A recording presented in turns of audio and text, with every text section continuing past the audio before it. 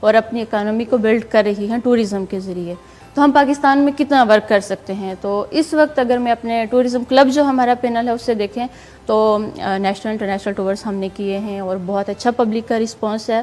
School colleges universities کے اندر اپنی societies بنی ہوئی ہیں لیکن وہ صرف ناردرن ایریاز کا یا پھر پاکستان کے اندر کے ٹورز کرتے ہیں, باہر اس طرح سے نہیں. اور اگر ٹور ہو بھی جاتا ہے تو ہم یہ سمجھتے ہیں ہم گئے گھومے پھریں اچھا کھائے سوئے اور واپس آ گئے اور پکچرز لی ہیں. جبکہ ٹور کے اندر اور ہم جتنی بھی تاریخ اسلام میں دیکھیں یا پھر تاریخ انسانی میں جتنی بھی عظیم ہستیوں کو دیکھیں, انہوں نے ہمیشہ پہاڑوں کی طرف رخ کیا, چشموں کے قریب رہے. ہمارے آخری نبی حضرت محمد صلی اللہ علیہ وسلم بھی باغات میں سفر کیا کرتے تھے, جایا کرتے تھے وہاں پہ اپنی عبادات. اگر ہم پہلی وحی دیکھیں تو غار ہیرا میں نازل ہوئی. اس کے ساتھ ساتھ صوفیاء کرام کو بھی دیکھیں تو وہ بھی اس طرف سفر کرتے تھے, اور بڑا ایک روحانی پہلو ہے اگر ہم اس چیز کو دیکھیں قدرت کے حسین نظاروں کو. تو اللہ تعالیٰ بھی فرماتے ہیں کہ زمین میں گھومو پھرو سیر کرو, ادھر سے پھر بہت ساری چیزیں ہمیں سیکھنے کو بھی ملتی ہیں. اور سب سے بڑی بات کہ نیگیٹو انرجی جو ہے جو نکل جاتی ہے اور پازیٹیو انرجی ملتی ہے. اور پھر جب ہم واپس آبادی کے اندر آتے ہیں, کچھ عرصہ الگ رہ کے جب ہم واپس آتے ہیں تو وہ چیزیں ختم ہو چکی ہوتی ہیں, وہ اس طرح کی نیگیٹیوٹی چیز نہیں رہتی. اور ایک یہاں پہ میں یہ بھی بات شیئر کرنا چاہوں گی آپ کے ساتھ کہ میں نے ایک دفعہ پڑھا تھا, اشفاق احمد فرماتے ہیں کہ میں اپنی والدہ کے ساتھ بیٹھا ہوا تھا. سوسائٹی کے اندر بہت زیادہ نکتہ چینی ہے, ہم ہر دوسرے بندے کو جو ہے وہ کچھ نہ کچھ کہتے رہتے ہیں, اس کی ہر چیز میں نکتہ چینی کرتے ہیں یا پھر تنگ کرتے ہیں دوسروں کو.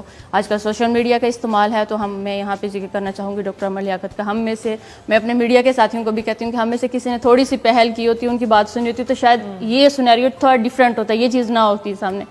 تو اس وقت جو میڈیا کا استعمال ہے ہماری نوجوان نسل کر رہی ہے, اس سے بہت ساری چیزیں جو ہیں وہ ایک گپلا بن رہا ہے, ایک ڈپریشن کی طرف جا رہی ہے سوسائٹی. تو ان ساری چیزوں کو نکالنے کے لیے ہمیں سفر کی طرف لانا ہوگا. سفر میں انسان بہت کچھ سیکھتا ہے. میں معذرت اشفاق صاحب کی بات شیئر کر رہی تھی یہاں پہ کہ اشفاق احمد فرماتے ہیں کہ میں اکثر اللہ والوں سے سنتا تھا کہ اگر آپ جو ہے وہ اللہ تعالیٰ جو ہے نا رزق آسان کر دیتا ہے بندے کے لیے, تو آسان رزق جو ہے اس کی تلاش کس طرح سے کی جاتی ہے. کہتے ہیں میں نے بڑی دفعہ بڑے لوگوں سے یہ سنا لیکن مجھے سمجھ پلے کبھی بات نہیں پڑی.